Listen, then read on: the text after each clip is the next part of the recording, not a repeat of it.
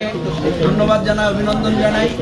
বিশেষ করে যারা প্রেসে আছেন, আমার মনে আছে যখন আমাদেরকে অন্যায়ভাবে আমাদের নিবন্ধন দেয়নি তখন সকল প্রেসে এই কথাটি এসেছিল যে কার্যকর রাজনৈতিক দলগুলোকে বাদ দিয়ে ভুইফোড় অপরিচিত দলগুলোকে নিবন্ধন দেওয়া হয়েছে। সেজন্য আমি আজকে আপনাদেরকে কৃতজ্ঞতা জানাই, পাশাপাশি দেশবাসীকে কৃতজ্ঞতা জানাই যে দেশের মানুষের কাছে আমরা নিবন্ধন পেয়েছিলাম তাদের হৃদয়ের কাছে।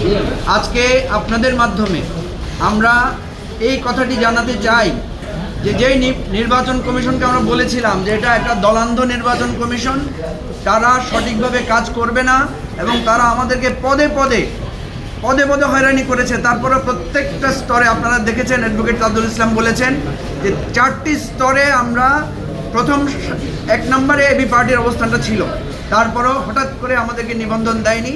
তো সে বিষয়টাকে সামনে রেখে আমরা আজকে বলছি যে ন্যায় প্রতিষ্ঠিত হয়েছে, আমাদের বিরুদ্ধে যে অন্যায় অবিচার করা হয়েছে সেটা আজকে প্রমাণ হয়েছে এবং এই নির্বাচন কমিশনের বিচার আমরা দেশবাসীর কাছে দিলাম।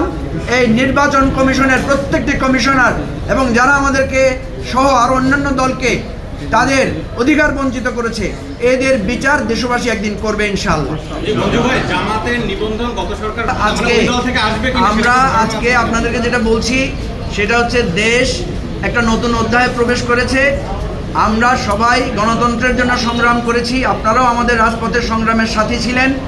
আমরা এখন দেশটাকে পুনর্গঠন করে একটা সুন্দর নির্বাচন, অর্থবহ নির্বাচন, সকলের অংশীদারমূলক নির্বাচনকে আমরা কামনা করছি, প্রত্যাশা করছি এবং আমরা চাই প্রত্যেকের নাগরিক অধিকার সুনিশ্চিত হোক। এটাই আমাদের লক্ষ্য এবং সংগ্রাম। ছোট্ট একটা কোশ্চেন, সেটা হচ্ছে আসলে দেখেন, প্রথম কথা হচ্ছে যে আমরা যখন এই সরকার পতন হয় আপনারা জানেন যে আমি তখন জেলে ছিলাম।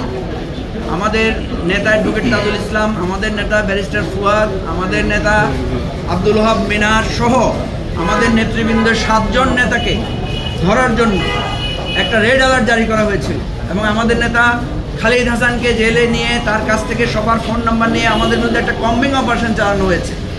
আমাদের নেতৃবৃন্দ অনেক কষ্ট করে এই পরিস্থিতি সামাল দিয়েছেন এবং যখন একটা পরিবর্তন হয়েছে তখন জেলে ছিলাম এবং অনেক রাত্রে আমি জেল থেকে বেরিয়ে এসেছিলাম। ওয়াকরুজ্জামান সাহেব যে মিটিং করেছেন সেই মিটিংয়ে যোগাযোগের গ্যাপের কারণে আমরা অংশগ্রহণ করতে পারি নাই। কথা হচ্ছে যে একটা কঠিন অবস্থার মধ্যে দিয়ে রাষ্ট্র চলছে এবং ধীরে ধীরে আপনারা দেখতে পাচ্ছেন যে আমরা একটা সেটেল ডাউনের দিকে যাচ্ছি। প্রথম কথা হচ্ছে আমরা সকল নাগরিকের অধিকার নিশ্চিত চাই। আমরা চাই যে শুধু মতাদর্শের কারণে, বিভেদের কারণে আমাদের দেশটাতে যাতে হানাহানি বিভেদ না হয়। আমরা চাই সকলের অধিকার প্রতিষ্ঠিত হোক, সবাই যাতে স্বাধীনভাবে তার মুক্ত রাজনীতি করতে পারে। সেই বিষয়টা যেদিন প্রতিষ্ঠিত হবে সেদিনই আমাদের এই দ্বিতীয় বিপ্লব বা দ্বিতীয় মুক্তিযুদ্ধ কিংবা ছাত্র জনতার অভ্যুত্থান যেটাকে আমরা বলছি সেটার প্রকৃত বিজয় হবে। আপনাদের সবাইকে আবারও ধন্যবাদ জানাচ্ছি, অভিবাদন জানাচ্ছি, দেশবাসীকে ধন্যবাদ জানাচ্ছি, কৃতজ্ঞতা জানাচ্ছি।